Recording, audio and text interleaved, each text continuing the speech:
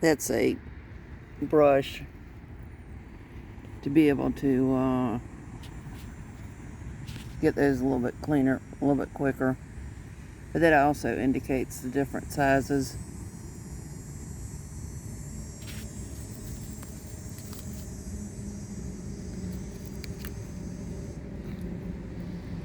And there's ways to be able to take in like a screw in order to determine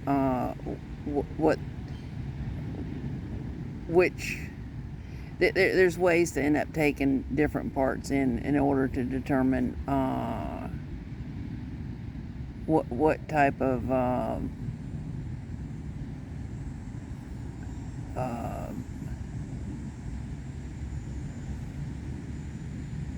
what is necessary. Just like there's different size O-rings and stuff.